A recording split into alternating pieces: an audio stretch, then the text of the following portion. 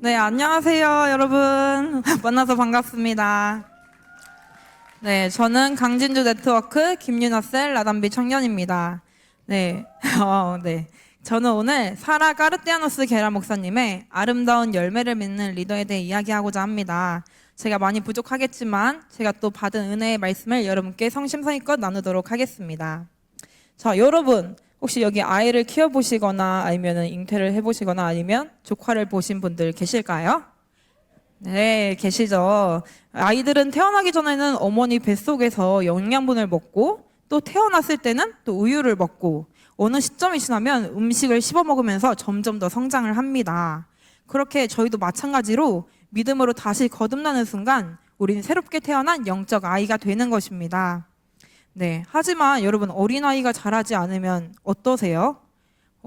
네, 걱정되고 무슨 문제가 있는 거 아닌가? 얘가 왜 키가 안 크지? 왜 말을 못하지? 걱정이 되시죠? 그렇게 저희도 영적인 아이로 머물러 있을 때 하나님께서는 걱정을 하시고 문제 있지 않은가 걱정을 하십니다. 그렇다면 하나님께서는 우리에게 어떤 것을 기대하고 바라실까요? 네, 바로 성장과 열매입니다. 네, 마태복음 7장 17절을 같이 읽어보도록 하겠습니다. 시작하겠습니다. 이와 같이 좋은 나무마다 아름다운 열매를 맺고 못된 나무가 나쁜 열매를 맺나니. 아멘. 네, 성경에 두 가지 종류의 나무가 있다고 합니다. 자, 화면을 한번 보실까요? 네, 이쪽이구나. 네.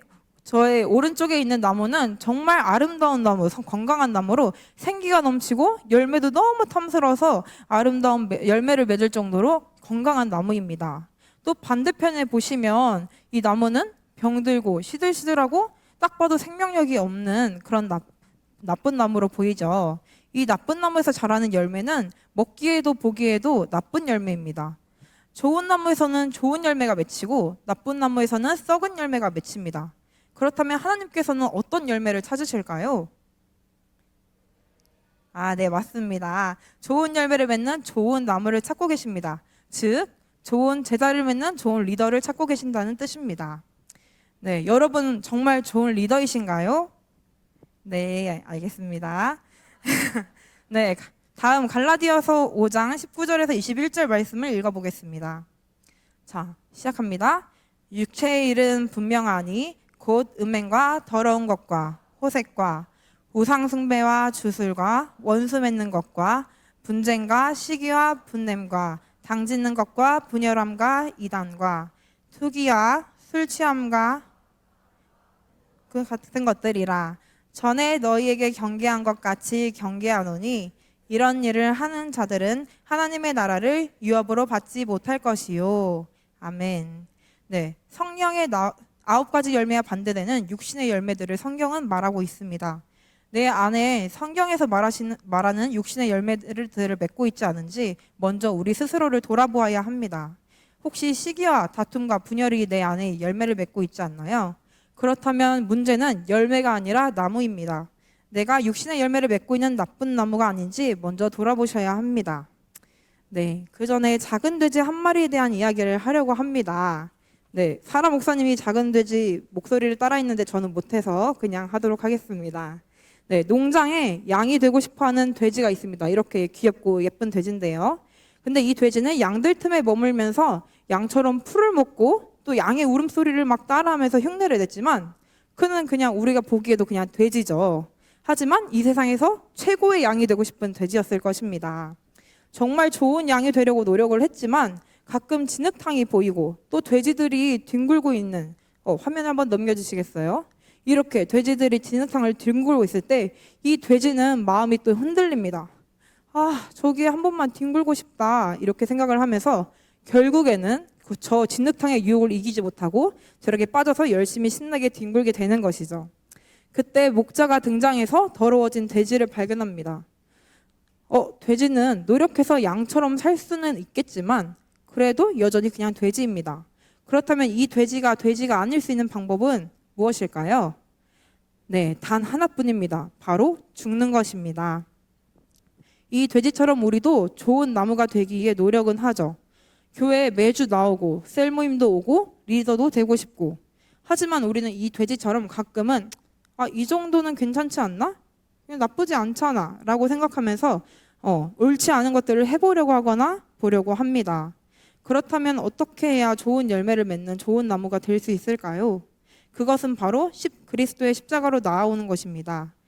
십자가 앞으로 나아가 우리의 본성을 모두 죽여야 합니다. 예수님의 십자가만이 우리를 바꿀 수 있습니다. 우리는 십자가 앞에서 모든 죄된 것을 버려야 합니다. 네, 우리에게 번제물이 되신 분은 예수님 한 분뿐이십니다. 예수님께서는 우연히 7번의 피를 흘리신 것이 아니십니다. 그 흘리신 피를 통해 우리 삶에 회복시키고 싶으신 영역이 있으셨습니다. 우리 삶에 예수님의 보혈을 적용할 때 우리는 그때야 비로소 좋은 나무가 될 수 있는 것입니다. 네, 지금부터는 7가지의 보혈을 우리 삶에 적용할 때 나타나는 7가지 열매에 대해 얘기해 보려고 합니다. 예수님께서 처음 흘리신 피는 이마에서 흘리신 피입니다. 네, 이 피는 우리를 신실한 리더로 만들 것입니다. 네, 이 피를 통해 얻을 수 있는 첫 번째 열매는 바로 신실함인데요. 예수님께서는 하나님의 명령 앞에 신실하셨습니다. 예수님께서는 정말 많은 배반과 배신을 당하셨죠. 그럼에도 불구하고 항상 신실하셨습니다. 그렇게 배신을 받고 힘들었어도 사람들을 계속해서 사랑하셨습니다. 보혈을 의지해 주님 앞에서만 복종하는 리더가 되어야 합니다. 예수님께서 먼저 하나님의 신실한 제자가 되신 것처럼 우리도 리더로서 먼저 신실한 제자가 되는 법을 배워야 합니다. 두 번째 피는 등에서 흐른 피입니다. 이 피를 통해 얻는 열매는 바로 용서입니다. 예수님의 상처에서 흘리신 피는 우리 모든 상처와 질병을 가져갈 것입니다. 이 말의 뜻은 모든 죄책감과 상처로부터의 자유를 허락하신다는 뜻입니다. 원수가 계속해서 나를 공격할 때 예수님의 보혈의 피로 인해 나의 모든 죄로부터 자유롭게 했음을 우리는 고백할 수 있을 것입니다. 무너져가는 세상 속에서 용서받은 하나님의 자녀임을 확신하고 살아갈 수 있을 것입니다. 그 피는 우리를 살리고 채울 것이며 우리를 십자가 앞으로 나아갈 수 있게 합니다. 상처받은 병사는 싸울 수 없지만 주님의 보혈만이 우리를 정복자가 되게 만들 것입니다. 세 번째 피는 가시 면류관을 쓰시고 머리에서 흘리신 피입니다. 이 피는 우리에게 정복의 열매를 맺게 하십니다. 가시 면류관은 이 땅의 저주를 상징합니다. 정말 열심히 일해야만 우리는 땅의 소산을 먹을 수 있는지를 보여줍니다. 그러나 예수의 보혈로 우리는 정복할 수 있게 되었습니다. 셀을 정복하고 이웃의 영혼들을 정복할 수 있게 만듭니다. 사단은 끊임없이 우리를 방해하겠지만 우리는 정복하는 리더입니다. 네, 열매 맺는 리더는 성장하는 리더이며 성장한다는 것은 바로 셀을 오픈한다는 것입니다. 여러분, 셀을 오픈하세요. 셀을 오픈했다면 12명을 이루십시오. 그것이 바로 정복입니다. 이렇게 보혈을 적용할 때 우리는 144명을 그리고 그 이상을 이루게 될 것이고 이 땅을 정복할 것입니다. 네, 네 번째 피는 예수님께서 수염을 뽑히실 때 흘리신 피입니다. 하나님의 형상이 회복되는 것이 바로 네 번째 열매입니다. 예수님은 섬기고 낮아지는 리더이셨습니다. 우리 세상의 리더십은 우리에게 권위적이고 명령으로 억압을 합니다. 하지만 그렇다고 해서 우리도 세상의 기준에 부합한 리더가 돼서는 안 됩니다. 예수님은 먼저 자기가 낮아지셨고 제자들의 더러운 발을 씻기셨습니다. 예수님이 먼저 제자들을 사랑하고 섬기셨던 것처럼 우리도 그런 리더가 되어야 합니다. 하나님의 형상이 자신에게 회복되는 리더, 예수님의 형상을 닮아가는 리더, 항상 마지막으로 가는 섬기는 리더가 되라고 하십니다. 네, 다섯 번째 피는 손에 못을 박히고 흘리신 피입니다. 우리의 손은 어떤가요? 무언가를 이렇게 움직이면서 만들어내고 뭔가를 작품을 만들기도 하죠. 그게 바로 이제 생산성이라는 열매를 맺을 수 있다는 뜻입니다. 사단은 우리의 손으로 하는 모든 일들을 망치려고 합니다. 그렇기 때문에 우리의 손이 먼저 회복되어야 합니다. 하나님께서는 우리의 손을 통해 새로운 일을 창조하시기를 원하시며 그리고 우리의 손을 통해 다른 사람을 더욱 사랑하고 보호하고 기도하게 하십니다. 여섯 번째 피는 발에 못을 박히고 흘리신 피이십니다. 이 피는 우리를 목적을 향해 걸어가는 리더로 만듭니다. 이 피를 적용할 때 매일 우리를 올바른 자리에 두시고 올바른 때에 두시고 올바른 사람들과 함께 달라고 계속해서 구해야 합니다. 하나님 안에서 우리는 우연한 것이 단 하나도 없습니다. 매일매일 생명구원에 대한 목적이 생기고 그 목적을 가지고 살아야 합니다. 여러분도 다 리더로서 이런 열매를 맺고 계시죠? 네, 아멘. 마지막 7번째 피는 옆구리에 창을 맞으시면서 흘리신 피입니다. 그 피는 우리를 성령 충만하게 만듭니다. 보통 우리 사람의 옆구리를 찌르면 피가 나오게 되죠. 하지만 예수님은 어떤 게 나왔죠? 네, 똑똑하십니다. 네, 물과 피가 같이 나왔습니다. 이것이 바로 생명의 물입니다. 예수님의 희생을 통해서 우리에게 성령 충만의 문을 열어주신 것입니다. 이제는 셀 오픈, 설교, 전도 등 우리가 하는 것이 아니라 우리 안에 거하시는 그 성령님이 일하시는 것이라는 것입니다. 그래서 성령님이 일하시면 어떻죠? 그 어떤 것도 불가능한 것이 없다는 뜻입니다. 네, 예수님의 보혈을 적용해서 생명의 강에서 자유롭게 우리도 수용하는 성령 충만한 리더가 되시길 바랍니다. 네, 성령의 열매를 여러분 안에 맺으십시오. 여러분은 좋은 나무가 될 것입니다. 사랑과 희락과 화평과 오래 참음과 자비와 양성과 충성과 온유와 절제로 섬기는 리더가 되는 것입니다. 성장하는 리더가 되어 열매를 맺을 준비가 되셨나요? 네, 아멘. 하나님께서는 2가지의 열매를 원하십니다. 어떤 열매를 원하시는데, 첫 번째 열매는 성품의 열매입니다. 다른 사람이 보지 않을 때 나의 모습이 진짜 나의 모습입니다. 하지만 다른 사람이 보지 않는다고 해서 아무도 안 보는 게 아닙니다. 누가 보고 계실까요? 네, 맞아요. 바로 하나님께서 항상 보고 계십니다. 성품은 내가 허락한 생각과 언어를 내뱉는 것입니다. 성품의 열매가 없는 리더는 자기중심적이고 화가 많으며 나 빼고 모두가 다 틀렸어 이렇게 생각을 합니다. 하지만 성품이 좋은 리더는 겸손하고 항상 도움을 구합니다. 하나님은 우리가 좋은 성품을 가진 리더가 되시길 바랍니다. 2번째는 제자와의 열매입니다. 하나님께서 우리에게 가서 제자 삼으라는 명령을 주셨습니다. 예수님께서 우리에게 말씀하셨습니다. 너가 원할 때 제자를 삼는 것이 아니라 너가 나를 진정 사랑한다면, 너가 나의 제자라면 가서 제자를 삼아라 라고 말씀하십니다. 제자 삼는 것은 하나님의 명령이자 의무, 우리의 책임입니다. 네, 이렇게 제가 말씀드릴 강의는 끝났고요. 이제 제 간증을 시작하겠습니다. 네, 저는 얼마 전까지도 아직 리더가 되기엔 한참 멀었다고 생각하며 먼 일이라고만 생각을 했습니다. 뭐 뜨거울 때도 있었고 차가울 때도 있었고 그렇게 미지근한 상태의 믿음을 계속 가졌던 청년이었습니다. 하나님을 믿는다는 그리스도인이라고 하면서도 세상 속 제 삶이 너무 편한 줄 알았고 쉽다고 생각해서 한 발은 하나님께 한 발은 세상에 담근 채로 살아왔습니다. 세상 속 삶이 편해 보이긴 했지만 절대 행복하진 않았습니다.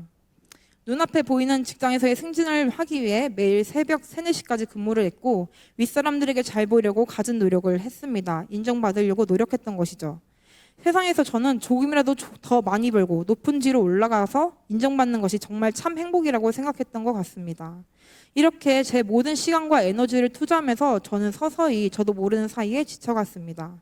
여러분, 승진 시험의 결과는 어땠을 거라고 생각하시나요? 네, 그렇게 제가 하나님 대신 얻으려고 했던 그 승진은 당연하게도 떨어졌습니다.